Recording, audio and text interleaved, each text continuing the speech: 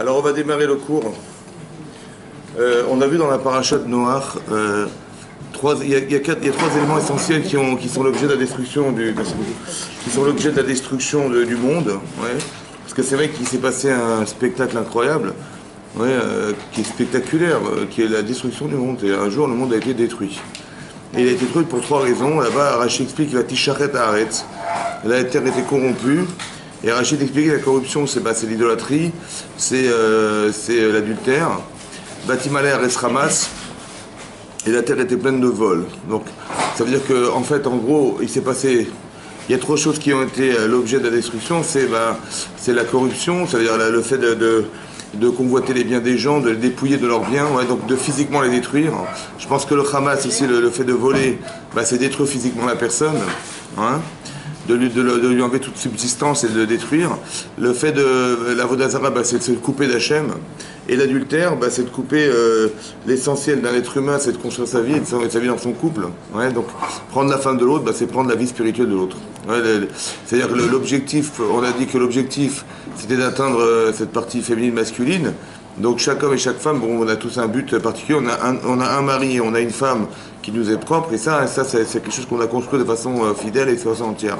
Donc l'adultère, c'est l'infidélité, c'est une manière de détruire. On avait expliqué qu'une femme qui pratique l'adultère, elle est interdite à son mari, mais elle n'est pas interdite seulement de son vivant parce qu'elle a des prétextes, mais interdite éternelle. C'est-à-dire que ce projet divin du départ, qui est un être masculin féminin, est détruit complètement. Ça va, et ça, c'est ça qu'il faut comprendre derrière l'adultère. Ça c'est destructeur. Qu'est-ce qui se passe? Batimaleh Haaretz, la terre était pleine. Alors on a expliqué qu'il y a une atmosphère. Oui, parce que le problème de la destruction du temps, la destruction de la terre, de l'univers, de la terre en soi, on a du mal à comprendre. Pourquoi il fallait détruire la terre? Il fallait simplement détruire les êtres qui ont détruit la terre. Et ceux qui n'ont pas été l'objet de cette destruction, qui vivent. On voit que Hachem, il a créé le déluge, donc il a nettoyé la terre. Bizarrement. Alors on a expliqué que non, en fait quand on fait une mitzvah ou quand on fait une avera, c'est pas neutre. Ça veut dire qu'on crée quelque chose. Vous voyez, l'atmosphère créée, c'est le produit de nos actes. Batimaleh Haaretz, la terre était pleine. La terre était pleine, elle n'était pas pleine. Pleine de voleurs, pas pleine de vols. C'est quoi pleine de vols? Batimaleh Haaretz Ramas. La terre était pleine de vols. Non, elle était pleine de voleurs. Pourquoi la Torah dit, pour dire des voleurs, elle dit du vol? Parce que le vol, c'est l'esprit de celui qui agit. La terre était pleine, comme si il y avait un seuil qu'il ne fallait jamais atteindre, qui fait partie de l'existence du monde, et qui va faire que la terre était pleine de cette atmosphère malheureusement organisée par des actes, ouais, ou des pensées, ou des actes, et qui vont générer, chez les gens qui vont rester vivants, le désir de fauter. Ça va? Cette atmosphère est créée par la véra autant que par la mitzvah. Quand vous faites des mitzvot, vous donnez envie. Et quand vous faites de la véra, vous faites l'inverse, on fait l'inverse. Ça va, on ne donne pas envie, on donne l'inverse, on donne envie d'autre chose. Et ça, il faut comprendre. Oui, ça veut dire que le mitzvah, c'est parce que c'est pas mécanique, c'est que quand vous faites une mitzvah, vous avez créé un désir. Chachamim, il traduit ça par un ange. Il y a un ange qui vous pénètre et qui vous donne envie de retrouver ce plaisir. Et la véra, c'est pareil. Ouais, on est attiré par quelque chose qu'on a en soi. Et ce qu'on peut avoir en soi, c'est le désir. Et ce désir-là, en fait, il est pénétrant et on a envie d'anastasie de retrouver ce plaisir qu'on a perdu. Ça va? Mais le désir, il est pour la personne qui a fait la mise. Pour la personne. Et c'est ça le chidouche. Ce qui est innovant, c'est que ça a aussi une influence. C'est-à-dire que vous faites une mise aujourd'hui à Paris, peut-être aux États-Unis, il y a quelqu'un qui va avoir envie de venir à la synagogue prier. Vous avez, il y a des vases communicants qui font que, ouais, c'est ça qu'on apprend ici, de Batimaleh Haaretz, la terre était pleine. Ouais, qu'Hachem a vu que Ketz Kol Basar Balefanaï. C'est-à-dire que la preuve j'ai trouvé une preuve à ce principe. Parce que c'est marqué Veishrit Kol Basar. C'est corrompu toute chair. Et Darkol Haaretz, sa manière d'être sur la terre. Il y a marqué que toute chair, c'est dépravé. Et Rachid dit, c'est quoi la chair? Il dit, même les animaux, ils se sont dépravés. Même les animaux, ils ont été s'accoupler avec des animaux qui n'étaient pas de leur sorte. Mais comment on peut déprogrammer un animal? Expliquez-moi ça. Un être humain, il a du Yetzara, mais un animal, il n'a pas de Yetzara. Comment on peut déprogrammer un animal? Quand vous voyez une jument qui va avec un guenon, avec un singe, comment c'est possible? Comment naturellement il peut t'attirer parce qu'il n'est pas sans sa sorte? Hein? Qu'est-ce qu'il peut faire? Comment on peut faire? Comment ça s'explique que des animaux, ils ont été se retrouver avec des autres, ils sont accouplés avec des animaux qui n'étaient pas de leur sorte, c'est incompréhensible. J'ai entendu que en fait, leur avérote était tellement forte que même l'air. Voilà, c'est ce que j'ai expliqué. J'ai expliqué, c'est là la preuve. Que c'est tellement dans l'atmosphère que même les animaux étaient déprogrammés. Vous avez compris? Ça ne peut pas s'expliquer autrement, c'est pas qu'ils ont vu. Ils disent, oui, mais ils ont vu. Pour voir et comprendre, il faut avoir des notions. Enfin, un animal, il n'a aucune notion, ça va? De trahison, Voilà. Et donc il faut comprendre derrière que c'est dans l'atmosphère du temps, que c'est tellement fort que même les animaux, c'est-à-dire qu'on peut se retrouver dans un endroit où on va envie de se protéger, et malheureusement on est prisonnier du désir des autres, des erreurs des autres. Ça peut expliquer beaucoup de choses, mais c'est pas le sujet. Moi, c'est vous expliquer simplement qu'il y a 3 pôles importants et qui sont destructeurs, ça va? Dans le monde, à grande échelle dans le monde, mais qui sont destructeurs aussi dans un couple, ça va? Oui. Excusez-moi une question. Comment ça se fait que Noach, il a échappé à ça? Qu'est-ce qu'il avait comme candidat qui fait qu'il a pu lui résister? Parce qu'il était très très gentil. Intègre. Pourquoi? Parce que, bon, après on va expliquer, il était intègre. C'est-à-dire il était tzaddik, c'était quelqu'un de juste. Quelqu'un qui était juste, ça veut dire juste et tamim. Tamim, ça veut dire quelqu'un, parce qu'il y a un rachid dans Parashat Shoftim, le vrai qui dit que tamim tiem eshem lokecha, faut pas chercher les antidotes. Essayez pas de savoir ce qui va se passer dans l'avenir. Soyez tamim, ça veut dire soyez entier avec Hachem. L'idée c'est de comprendre que si je cherche à savoir ce qui va se passer demain, c'est que j'ai peur, j'ai envie d'échapper à ce qui va se passer demain, parce que j'ai peur. Mais d'échapper à ce qu'il y a demain, c'est ce qu'Hachem a prévu pour moi. Comme si j'avais envie d'échapper à Hachem. Vous avez compris? Et c'est ça qui est grave. Ouais, quand on dit je vais échapper, mais non, si tu dois le vivre, c'est que c'est nécessaire pour toi. Donc il ne faut pas essayer de savoir pour échapper à ce qu'on va savoir, parce que ça Cette mida-là, elle fait qu'on n'est pas touché par l'air ambiant. Parce que justement, il n'est pas prisonnier. Qu'est-ce que faisaient les gens? Ils volaient, ils avaient peur de l'avenir, donc ils volaient, c'était avoir peur de l'avenir, ils avaient peur. La Vodazara, c'est de se créer un dieu pour ne pas être tributaire d'Hachem, vous avez compris? Voilà. Donc d'avoir peur de ce qu'il lui va me proposer, de l'avenir, de ce qu'il me propose, j'ai pas envie. Le mot iniquité peut être traduit par quoi? Fourberie? En français? Oui, le mot iniquité revient souvent dans les... Oui, l'iniquité, c'est-à-dire qu'ils n'étaient pas justes, c'est ça l'iniquité. Mais non, d'accord. Donc ça, ce qui m'intéresse, c'est qu'on a vu de façon globale. Pourquoi Hachem il a détruit le monde? Pour expliquer que c'est possible, ça va? À grande échelle. Maintenant, à petite échelle, c'est quoi petite échelle? À petite échelle, la petite échelle, c'est quoi? C'est Noach et sa famille. Oui.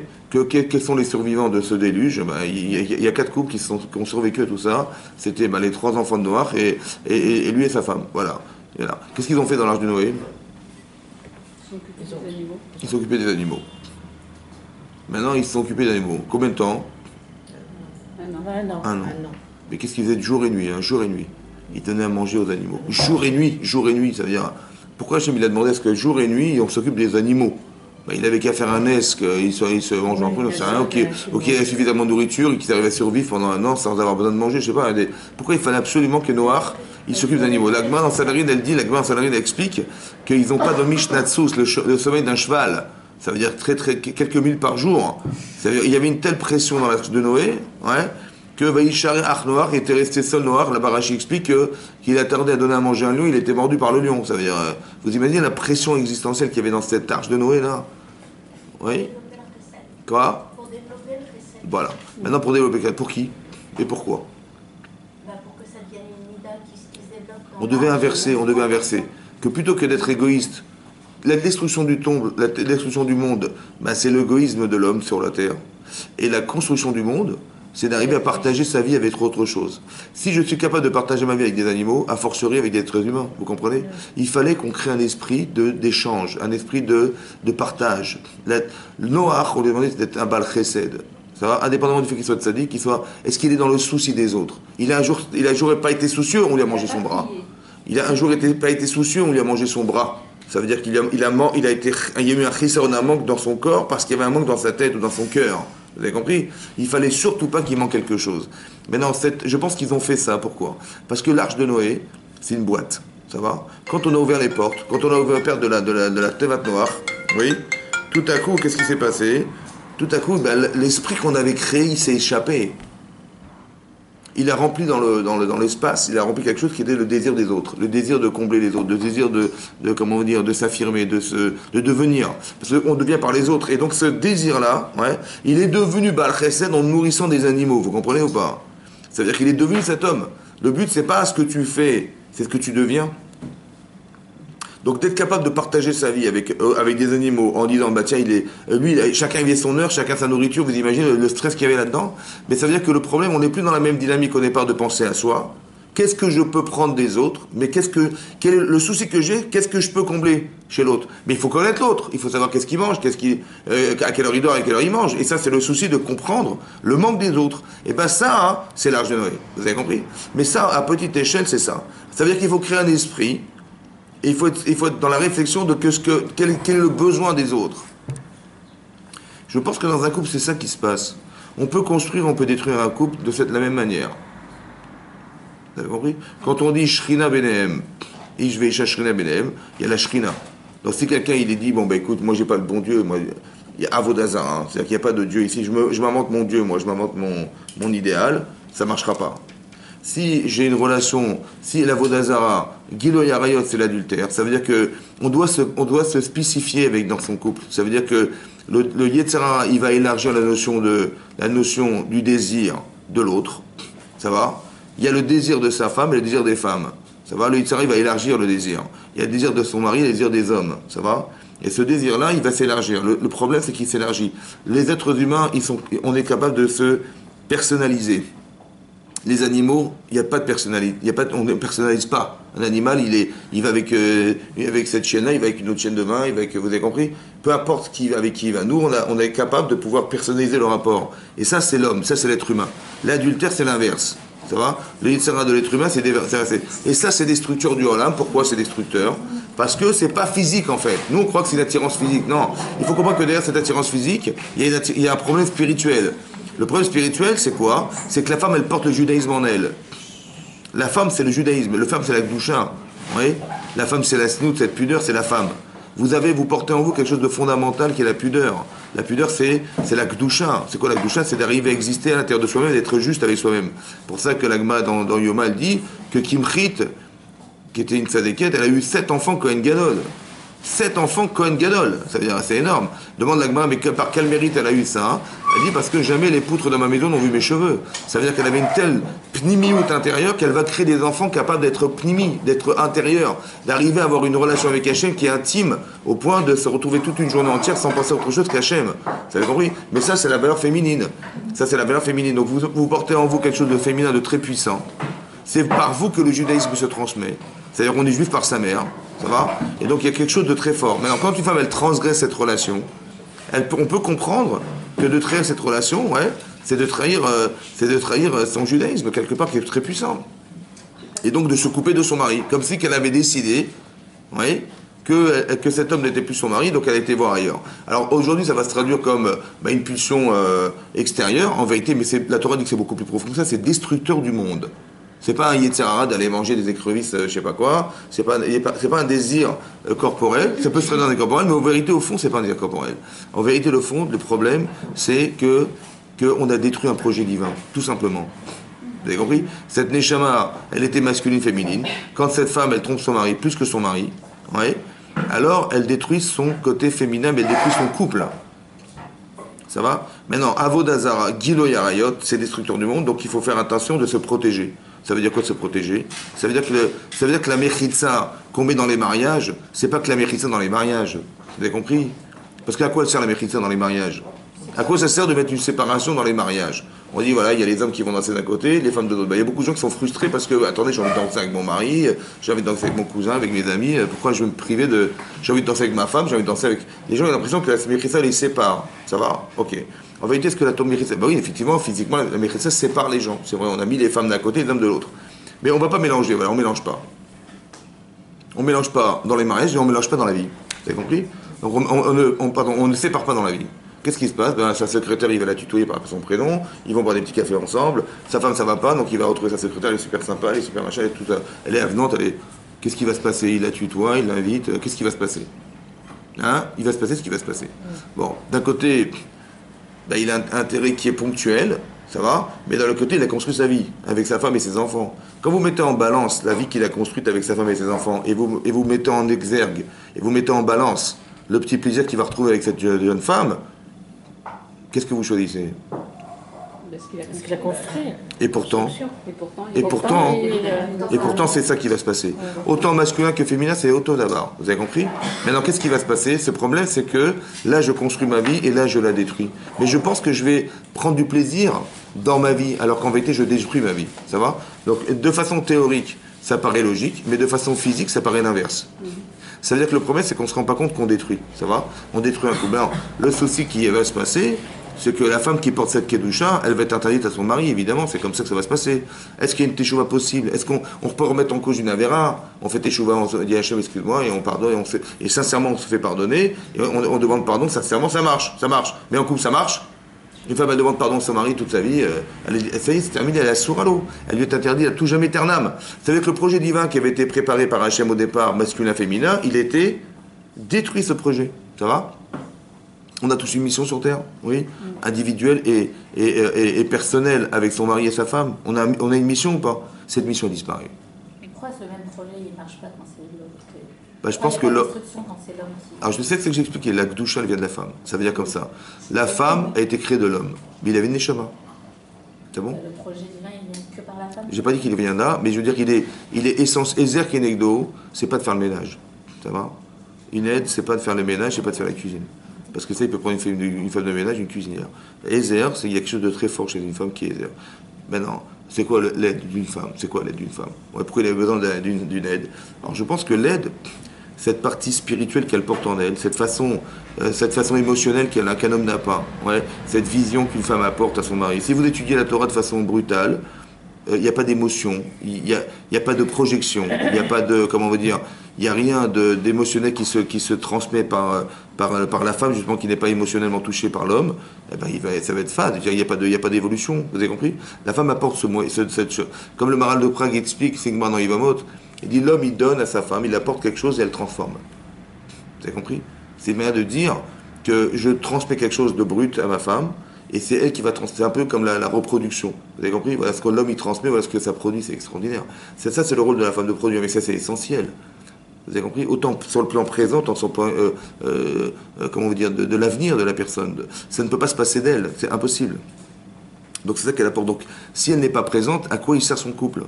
Donc, mais l'essentiel, c'était elle. C'est pour ça qu'il a fait que il n'avait pas conscience, Adam, au départ, qu'il avait une femme en lui. Qu'on lui a présenté sa femme en face de lui, et c'est là qu'il s'est attaché à elle, et c'est là qu'il a compris qu'elle était son épouse, et que c'est par elle qu'il va construire sa vie. D'accord? Donc on a créé le besoin, ouais. Ensuite on l'a associé à elle, et maintenant tout est à construire avec elle. Ça veut dire, c'est quoi construire avec elle? C'est que si un homme reste un homme dans un couple, ben, sa femme elle va souffrir. Ça va? S'il reste dans un esprit masculin, ben, sa femme elle va souffrir. Si une femme elle reste une femme dans son couple, eh ben, son mari va souffrir. Parce qu'on est antinomique. Ça veut dire que les besoins d'un homme ne sont pas les besoins d'une femme, et les besoins d'une femme ne sont pas les besoins d'un homme. Donc quand j'aurai envie de quelque chose, il va forcément être contre moi. Vous avez compris? Et quand un homme il va vouloir faire quelque chose, sa femme elle va être forcément contre lui. On n'a pas les mêmes intérêts, on n'a pas les mêmes passions, on n'a pas les mêmes, on passe pas le temps dans les mêmes choses, etc. Donc c'est contre soi. C'est Kenegdo, évidemment, de façon naturelle, c'est comme contre soi. Maintenant le problème, c'est que il faut que je comprenne qu'est-ce que mon mari m'apporte. Ça va? Qu'est-ce qu'il m'apporte? Qu'est-ce que ma femme m'apporte? Et l'association du désir de savoir qu'est-ce que l'autre m'apporte, d'associer nos différences, c'est toute la vie. C'est toute la vie de couple. Mais ça se passe par le chesed. Ça se passe par la façon de communiquer. Ça se passe par la façon de partager. Ça va? On ne va pas gagner physiquement, on va gagner spirituellement. C'est comme avec vos enfants. C'est pareil. On ne gagne rien physiquement. Qu'est-ce qu'on gagne? On perd des cheveux. D'accord? Mais on gagne qu'on construit des gens. Vous avez compris? Vous êtes fiers d'avoir... C'est spirituel tout ça. Ça doit se comprendre en couple de la même manière.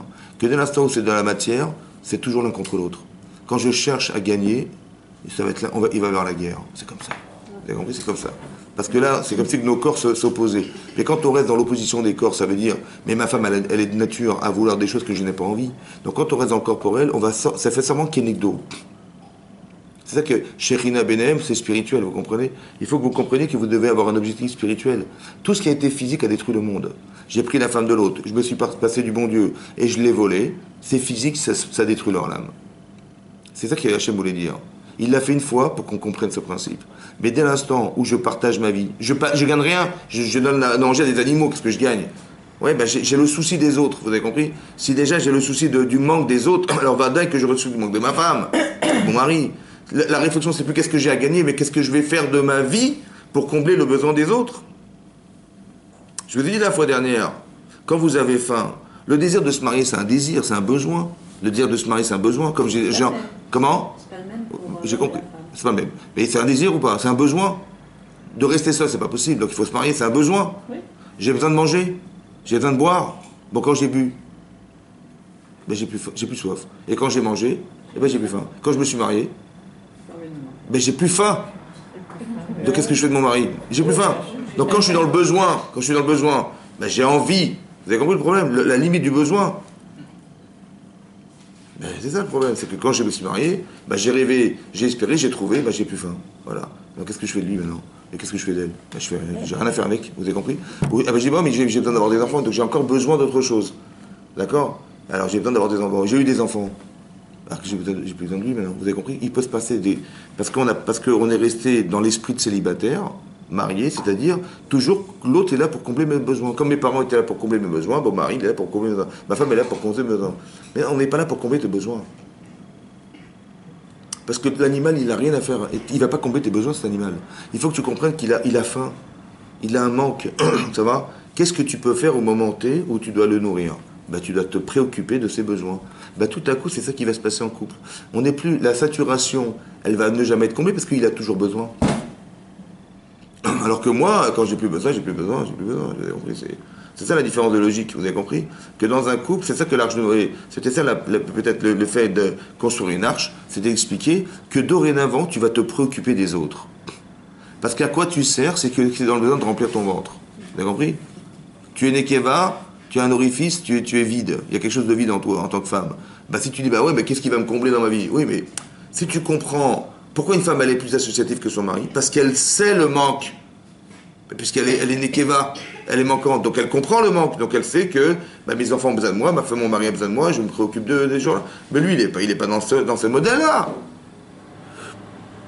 Vous avez compris, il n'est pas dans ce modèle-là, il est dans un modèle on a besoin de moi, tu m'appelles, t'as pas besoin de moi, tu me laisses tranquille.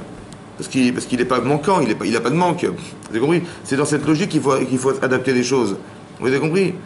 Vous avez compris que, par exemple, toutes les choses répertoriées comme étant destructrices, c'est des choses qui sont dans l'esprit de ce que j'ai besoin d'avoir. J'ai besoin de l'argent des autres, je vais les voler. J'ai besoin de la femme de l'autre, je vais lui prendre. J'ai besoin d'avoir mon Dieu à moi que j'ai décidé d'avoir, je vais occulter, je vais annihiler Hachem. Vous avez compris? Parce que dans une réflexion qui est dans le besoin de soi. Ça, c'est destruction du monde. Hachem dit non, il faut qu'on arrive à construire autre chose. Parce que la différence, c'est que quand tu prends à toi, en fait, à quoi servent les autres? À rien. Qu'à nourrir toi. Mais l'otov yot levado, ce n'est pas bien d'être seul. Ça veut dire que si tu penses que tout n'a de sens que pour toi, tu es seul. Et ça, c'est pas possible. Il faut exister. Ça veut dire qu'il faut être capable de partager. Donc peut-être que l'idée de l'arche de Noé, c'est comme ça. Tu as vu ce qui détruit? Eh bien, sache qu'il va se construire. Il faut que tu sois proche d'Hachem. Il faut que tu sois proche de ton épouse et de ton mari. Ça va? Vous savez, les anges, quand ils sont venus voir Abraham, ils lui ont dit, elle est où ta femme? Ben, il a dit, elle est dans la tente. Elle est pudique, ma femme. Et Rachid dit, mais il savait pertinemment qu'elle était dans la tente. Pourquoi il lui a posé la question? Ben, pour lui dire que Chazak ou Baruch, ta femme, elle est pudique. Ça va? Ça veut dire que vous avez compris? Ça veut dire que vous avez compris que hein, elle est pudique, c'est-à-dire elle est sanoua. Ça va? Elle est pudique. Ouais. Mais pourquoi faire? Ben, pour qu'il soit fier de sa femme. Mais est-ce qu'Abraham, il avait besoin d'être fier d'elle? Eh bien oui. Ça veut dire que tout ce que vous pouvez faire pour renforcer des couples, il faut le faire. C'est ça qu'on apprend d'ici. Ça veut dire que je sais ce qu'il a envie d'entendre et je vais lui dire. Ça va? C'est ça qu'on apprend d'ici. Ça veut dire qu'il faut comprendre que dorénavant, on n'est plus dans le même système qu'avant. Parce que le problème, c'est qu'on peut rester célibataire toute sa vie, vous comprenez? Malheureusement. Ça veut dire qu'un type, un homme est marié, il est dans sa tête, il est resté célibataire. C'est-à-dire qu'il a l'avantage d'avoir son conjoint avec sans avoir l'inconvénient de l'avoir. Ça va? Voilà. Comme, voilà. Et la femme, c'est pareil. Ça va? Donc si on reste des êtres qui sont des êtres pensants dans l'intérêt de soi, c'est fini. Vous avez compris? C'est ça le déluge. La destruction du monde. La destruction à grande échelle et surtout à petite échelle. Et quand on est dans le partage, dans le chesed, dans le fait de comprendre les autres, de comprendre les besoins des autres, de combler les autres, et ben ça nous comble. Ça va? Quand vous avez été fier de vous, personne ne pourra réaliser ce que vous avez réussi à faire parce que vous avez comblé un vide qui n'est pas dans le sens de tiens, je me suis fait plaisir, mais c'est parce que j'ai fait plaisir que je me suis fait plaisir. Ça va? Parce que je sais que mes enfants ils ont réussi, que mon mari il est heureux, que je vais jouer mon rôle de femme. Vous avez compris? C'est ça qu'il faut comprendre dorénavant. Pas qu'est-ce qu'il va faire, comment il va me rendre heureux mon mari, ou comment ma femme va me rendre heureux. Non. Parce que se rendre heureux, c'est pas se rendre heureux, en fait, c'est d'avoir du plaisir. Ça va? Le bonheur, c'est spirituel. Le plaisir, c'est physique.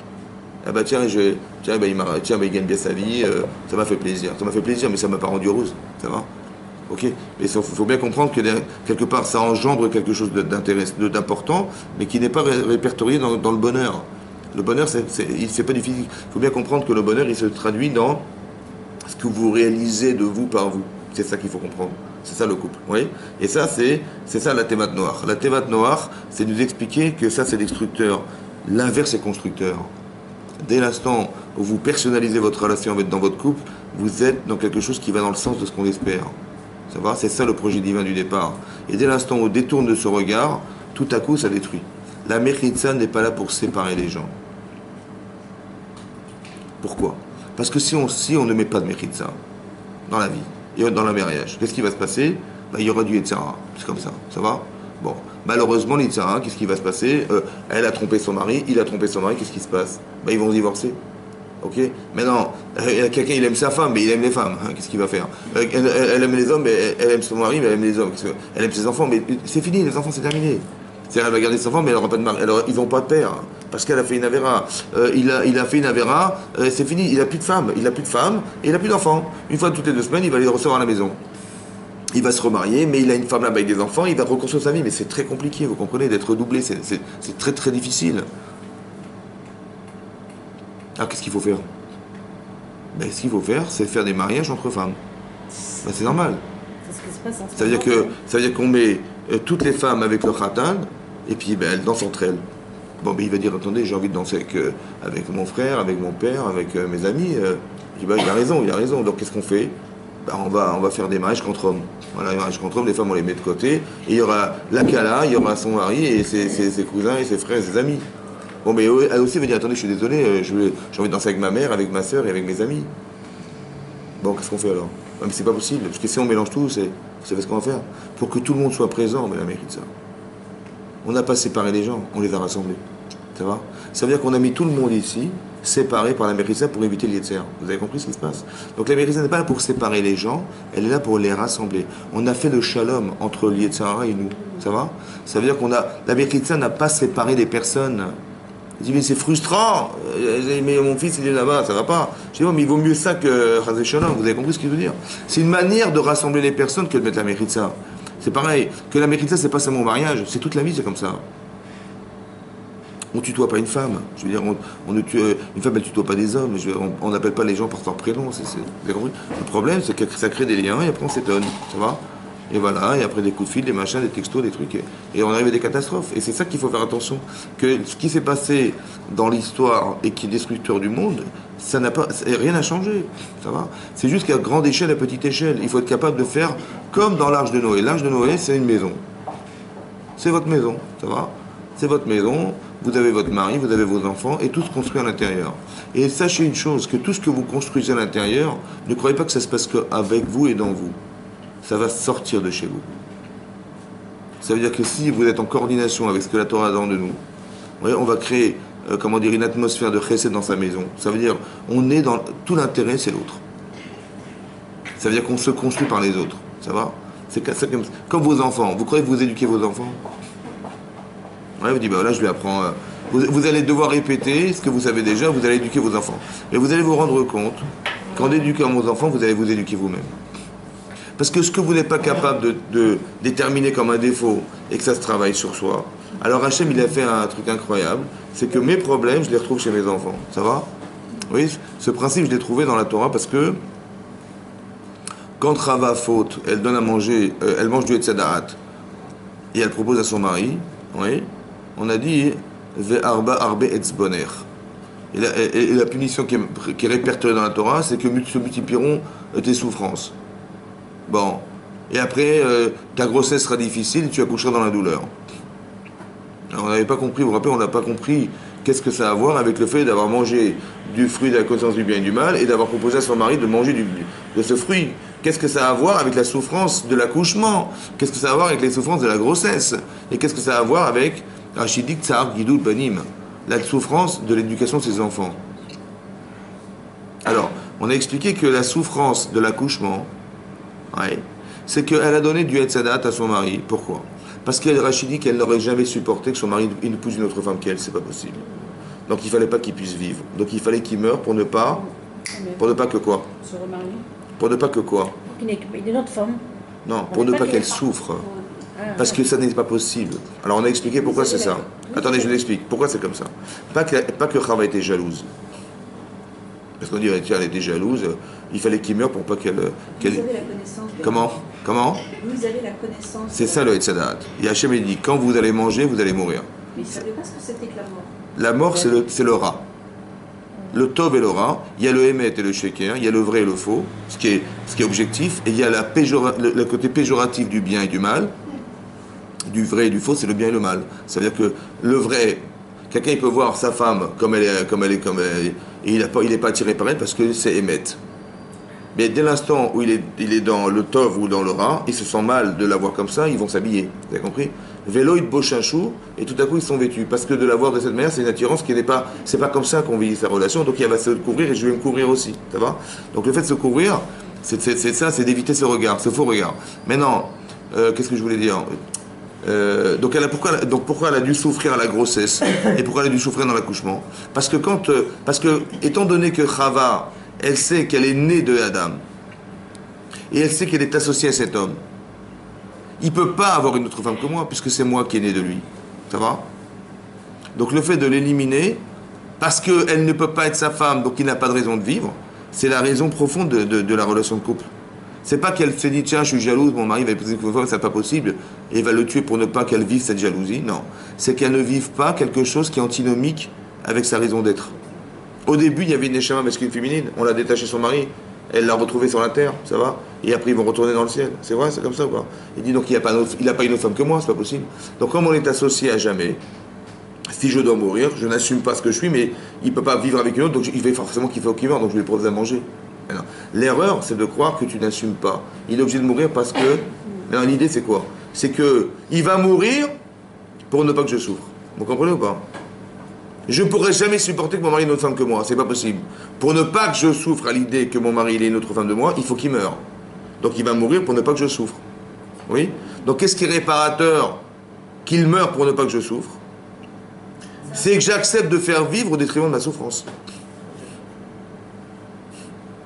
L'accouchement dans la douleur, c'est d'accepter de faire vivre, même si ça fait mal. Alors que je l'ai tué pour ne pas avoir mal. Vous avez compris? Ça veut dire que l'intérêt, c'est plus moi, c'est l'autre. Alors qu'au départ, c'était moi. Ça va? Je vais le tuer pour ne pas souffrir. Ou alors, je vais faire vivre en acceptant de souffrir. Vous avez compris la différence? Après la grossesse, c'est pareil. Et après, engendrer des enfants, c'est quoi le chinour, l'éducation des enfants? En vérité, je vais engendrer ce que je suis. Mais moi, je ne l'accepte pas. Alors que c'est ce qu'Hachem il fait, eh ben, tu vas éduquer tes enfants. Ça veut dire quoi? Ça veut dire que tu vas corriger chez eux ce que tu n'acceptes pas chez toi. Tu n'acceptes pas de faire comme travail chez toi, tu vas le retrouver chez eux. Donc là, tu vas être obligé, c'est tes enfants. Donc en vérité, en éduquant tes enfants, bah, tu t'éduques. Tu as compris ou pas? C'est ça. C'est-à-dire que c'est incroyable, ouais, que c'est tout le temps, parce que j'ai de la peine pour eux, voilà comment ils sont, etc. Mais je les comprends parce que je l'ai ce problème. Vous avez compris ce qui se passe? Maintenant, tu n'es peut-être pas forcément capable de te sexualiser chez toi. Alors, au moins, fais-le chez les autres. Mais c'est marrant que quand je nourris des animaux, eh ben, je deviens Baal Chesed. Mais à fortiori, quand je nourris le manque de mes enfants, que je deviens quelqu'un de cohérent. Vous avez compris ou pas? Et l'effet est double. C'est que là, je deviens quelqu'un d'autre. Oui? Comme ça, c'est marqué dans le Pirkei Avot, vous savez, c'est marqué que dans le deuxième période là-bas, c'est marqué les filles Rov Maasem, selon la majorité de leurs actes. Et là-bas, le Rambam, parce qu'il y a un pirouge du Rambam Maïmonide dans le Pirkei Avot, il dit là-bas que les filles Rov Maasem, c'est que plus vous agissez, plus vous avez d'impact sur vous. Ouais? C'est dans l'action, pas forcément dans la pensée, mais dans l'action qu'on change. Donc, est-ce qu'il vaut mieux donner ponctuellement à un pauvre une fois 1000 euros? J'ai fait un acte de chesed extraordinaire, on allait avec quelqu'un, j'ai donné 1000 euros. De façon ponctuelle, 1000 euros. Tous les jours, je donne 1 euro pendant 1000 fois. Eh ben, vous avez compris que le comportement, le fait d'avoir une relation comportementale avec les autres, 1 fois, 2 fois, 3 fois, c'est ce qui va changer. La capacité de changer, elle passe par un acte. On vous a demandé de faire des mitzvot parce qu'il n'y a que ça qui va vous changer. Ça va? Il faut l'étudier pour le comprendre, mais l'étudier, c'est de comprendre pour le faire. Mais c'est quand vous avez à agir. Pourquoi? Parce que d'agir, c'est faire intervenir son corps. Pas seulement sa pensée. Votre corps, il a une façon de cultiver sa vie qui n'est pas la vôtre. Forcément la vôtre, celle que vous concevez. Pour arriver à l'associer à vous, il faut agir. Et il faut qu'il ait du plaisir. Ça va? Qu'il ait le plaisir de faire. Et c'est lui après qui va réclamer. C'est vrai, vous avez compris? Il faut dissocier les deux. Vous avez une neshama et vous avez un gouffre. Et c'est le gouffre aussi qui réagit. Ça va? Et c'est a priori, de façon majoritaire, c'est lui qui réagit. C'est lui qui vous fait réagir. Donc plus vous avez orienté ce plaisir et ce désir dans le bon sens, alors vous avez gagné d'être. Et si c'est l'inverse, c'est l'inverse. C'est comme ça. Oui, parce que l'attirance, l'aspiration, elle passe par votre corps. Et donc c'est très important de comprendre que ce que je vais construire en couple, ouais, à travers mes enfants, je vais me construire. Mais je ne vais pas me construire physiquement, je vais me construire spirituellement. C'est ça que je voulais vous expliquer. Et bien la Tevat Noire, c'est ça. On a à l'intérieur d'une arche, on a fait ça. Oui. Ça va tellement loin, j'ai un peu de temps, je vous explique. Ça va tellement loin ce principe. Que Noach, il a eu combien d'enfants? Il a eu 3 enfants. Vous avez compris que Elé Toldot Noach, voici les descendants, donc tout a disparu derrière lui. Hein. Tout a disparu. Le nouvel Adam Arishon, ben c'est Noach. Il a eu 3 enfants. Shem, Ham, Yafet. Quand c'est marqué là-bas, hein, il a eu Shem. On sait que Shem, c'est la yeshiva de Shem Ve'ever, c'est la Torah. Ouais, nous, on descend de Shem. Il y a Yefet, c'est les Grecs, ouais, c'est la philosophie. Et Ham. Ham, c'est quoi hein? Les Noirs. Ouais, les Africains. Exactement. Et qu'est-ce qu'il a fait Ham? Bayar, il a vu. Il a vu la nudité de son père. Ça veut dire quoi qu'il a vu la nudité de son père? Il a vu son propre défaut. Alors là-bas, la Gemara dans Sanhedrin, elle dit Rashi, Amen, dans le Chumash, regardez Rashi. Qu'est-ce qu'il a vu? En fait, il a castré son père. Carrément.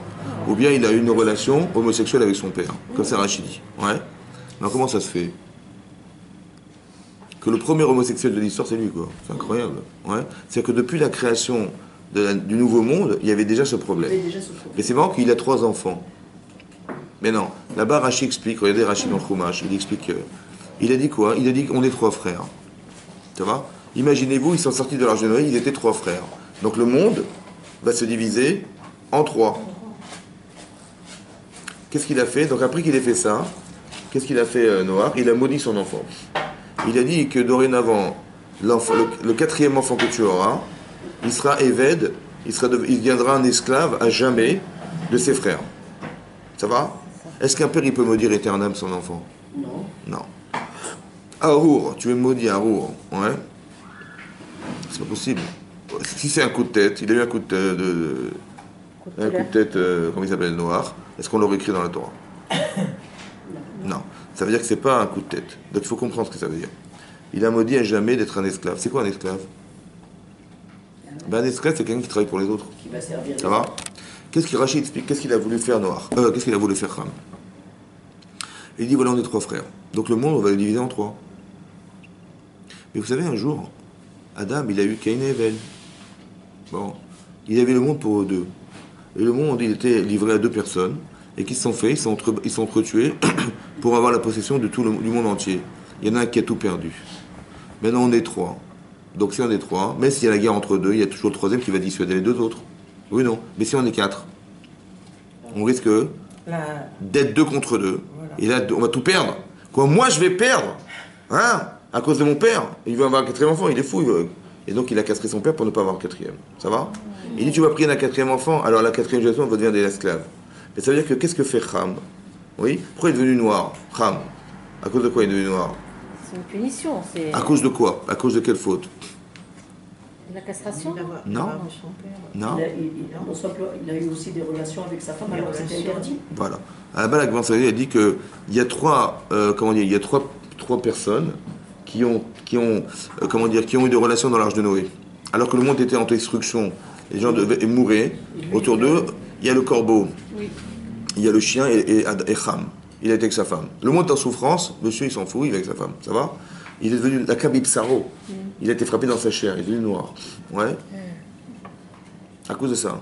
Donc c'est-à-dire que quoi? Qu'est-ce que c'est Ham? Ham, c'est l'égoïsme. Ça amène à quoi l'égoïsme? Il va aller avec sa femme quand il faut pas. Il va, il va castrer son père pour ne pas perdre. Et il est homosexuel. Qui s'en fiche de ce qui va se passer demain? Vous avez compris, il n'y aura jamais de procréation, c'est pas grave. Mais ça, c'est né depuis le départ. Et pourquoi? Parce que au départ, c'était ça le monde de Noir, au départ. Vous comprenez que c'était comme ça? Il s'est battu contre ça. Mais peut-être le fait qu'il n'ait pas réagi, ou il n'ait pas pu influencer des gens dans sa génération, engendre que quoi? Que peut-être qu'il était comme ça, il comprenait. Vous comprenez ce que je veux dire? Ça devient compréhensible. Et donc ça peut Chaf Veshem engendrer ce genre de choses. Parce qu'il était coupé en trois en fait. Il avait la Torah, il était tzaddik Yazamim, donc il a machin. Il était Yafet, il était un philosophe. Et voilà, il n'a pas prié pour que ce monde ne se détruise pas. Il n'a même pas réussi à influencer une seule personne dans l'âge de Noé, c'est incroyable. Il n'y a pas quelqu'un qui est rentré dans l'âge de Noé, mis ça fait, je ne sais pas moi. Personne. Il a influencé personne. Comment c'est possible?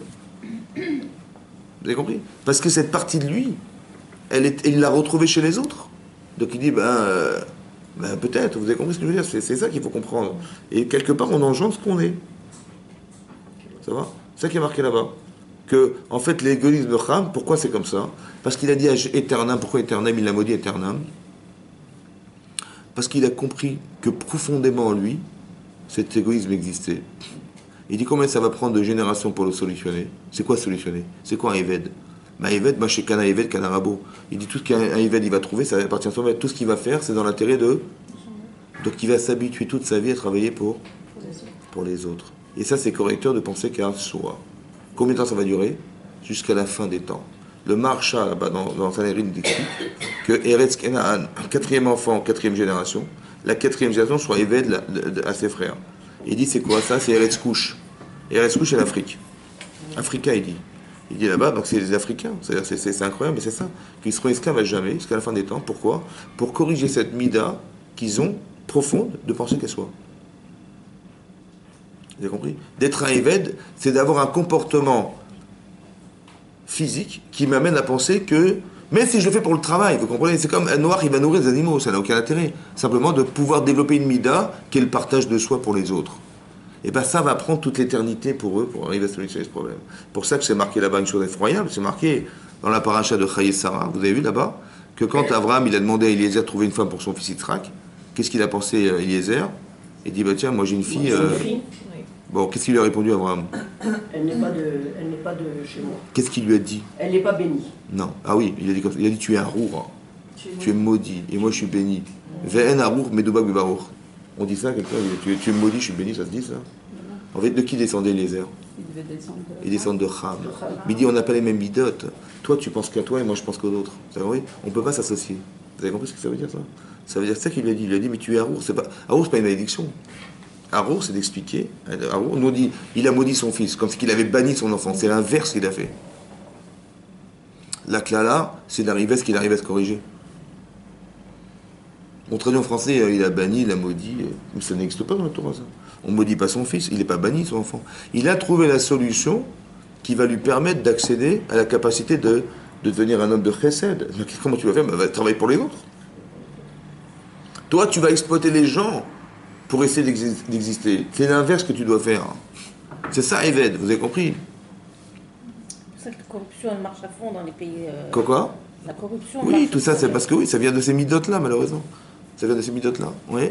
Qu'on est capable d'exister pour les autres, et c'est ça que je voulais vous expliquer. Qu'à grande échelle, c'est ce qui s'est passé dans le monde, malheureusement. À petite échelle, c'est dans vos familles personnelles. Ouais, il faut conserver ces valeurs, elles sont fondamentales. Oui, la valeur de la relation à l'autre, ouais, à son mari, à son époux, il faut être fidèle dans ce rapport. Il faut aussi, être fidèle avec Hachem. Ouais, il faut être rigoureuse par rapport aux mitzvot, c'est fondamental. Ouais, parce que c'est ça la shrina, il faut que je puisse faire résider chez moi, donc il faut que je puisse faire résider Hachem dans ma vie. Ouais, et le rapport financier, physique, etc. C'est pareil, le gezel, c'est le partage. Qu'est-ce qu'on gagne avec nos enfants? On gagne rien. Vous faites à manger, vous faites machin, vous perdez votre temps, vous perdez votre temps, vous perdez de tout ce que vous avez fait dans le faire. Eh ben non, mais c'est ça, mais vous le mettez au service de quelque chose qui va nourrir. Les boulettes de ma grand-mère, je m'en rappelle jusqu'à aujourd'hui. Ça veut dire, mais c'est pas la boulette, elle a mis tout l'amour qu'elle avait dedans. Ça veut dire que vous avez compris. Mais vous donnez pas à manger seulement, vous donnez de l'énergie à l'intérieur de ce que vous faites. Et ça se voit dans ce que vous faites. Et c'est ça qui donne envie, vous avez compris. Donc c'est ça que je dis.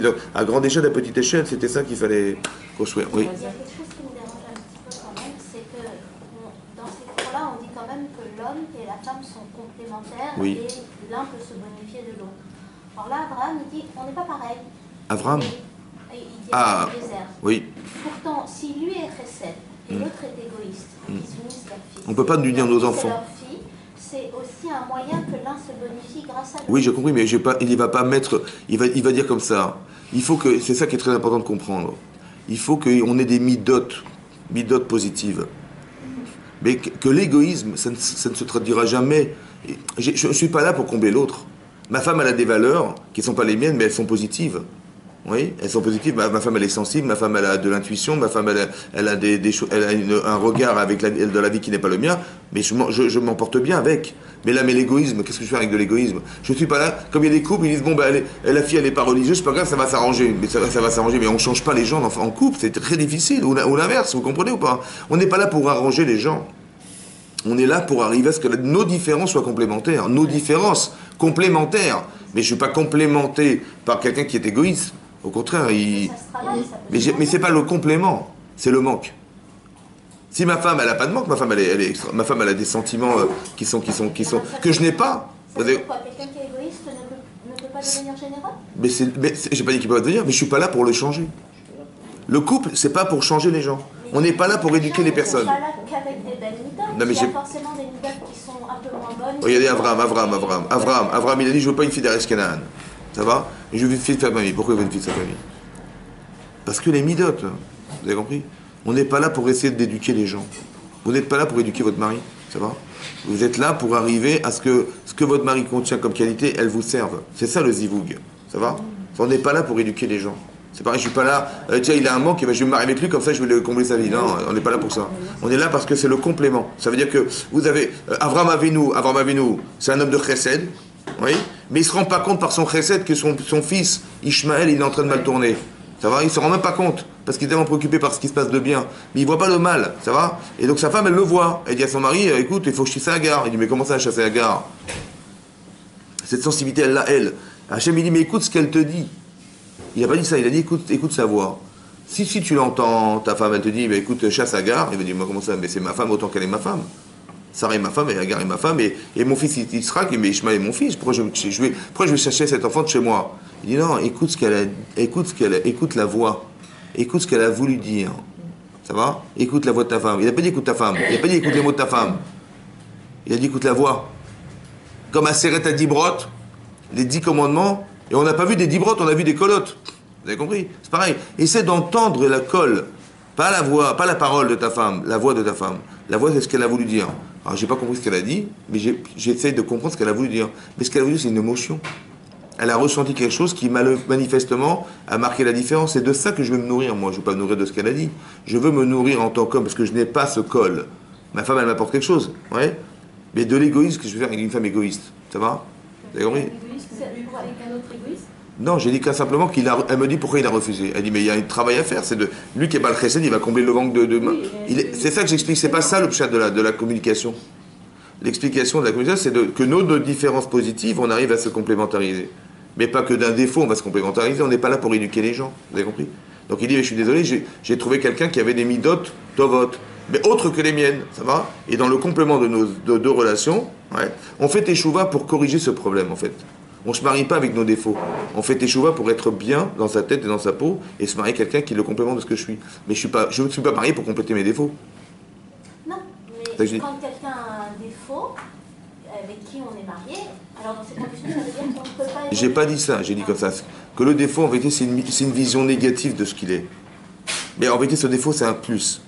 Vous avez compris? En vérité, ce qu'on appelle un défaut, moi ce que j'appelle un défaut, par exemple, quelqu'un qui est nerveux, pourquoi il n'est pas nerveux contre soi-même et nerveux contre les autres? Quelqu'un qui est, je sais pas moi, toutes les mauvaises midotes, elles sont à double tranchant. Ça va? Mais non. Mais l'égoïsme, c'est la pire des choses. Parce que l'égoïsme, c'est comment dire, l'inconsidération des autres. Vous avez compris? Voilà. Et l'inconsidération, c'est la considération de l'avenir. C'est ça qui est destructeur du monde. Quand un homme est indifférent, c'est qu'il est seul. Et quand il est seul, il ne sert à rien. Vous avez compris? L'otov yotevado. C'est ça le pire. C'est ça qu'il a dit à son fils. Si tu n'es pas capable de faire de toi quelque chose, tu ne sers à rien. Tu dis, bah oui, je sers à profiter des autres. Mais non, mais ça, c'est pas pour ça qu'on t'a créé. On t'a créé pour exister. Pas pour profiter de ce qui existe. C'est ça. Vous avez compris? Dans le couple, alors, ça veut dire qu'il faut faire abstraction des défauts de l'autre? Non, j'ai pas dit ça. J'ai dit qu'au contraire. J'ai dit comme ça. Elle me demande pourquoi il n'a pas accepté de marier sa fille avec. J'ai expliqué qu'on n'est pas là pour éduquer les gens, les khatrila. Maintenant que, bien sûr que si maintenant je me marie avec mon mari, qu'on est complémentaires, on a tous des avantages et des inconvénients. Mais je ne me marie pas avec l'inconvénient, je me marie avec l'avantage. Maintenant, si l'inconvénient nous bloque, alors je vais le corriger, je vais l'aider. Mais je ne suis pas marié pour ça. Je ne me suis pas marié pour corriger les problèmes de mon mari. Ça va, c'est ce que je vous dis. La personne en question, elle a forcément d'autres midotes. J'ai compris, mais je veux dire, il est harour. Harour, ça veut dire qu'il a un défaut, il est égoïste. C'est ça qu'il dit, tu fais tout par intérêt. Même quand tu vas vouloir, soi-disant ton sourire, c'est un sourire égoïste. Vous avez compris, c'est ça l'égoïsme. C'est toujours dans l'intérêt de soi. Non, c'est que en acceptant la critique, c'est quand même faire abstraction de soi. Et il a accepté Razak, et il a vu le recette. C'est ça. C'est ce que dit le Midrash. Il a vu qu'elle a nourri les Ouais, c'est ce que dit le Midrash. Qu'il est sorti de la Klala. Ouais, je vais m'arrêter là. Il est sorti de la Klala, Eliezer. Eliezer, le Midrash Rabbah, il a corrigé. Mais c'est parce qu'il a pris l'initiative d'aller chez Abraham. C'est pas pareil. C'est lui qui a été voir Abraham. Vous avez compris la différence? Razak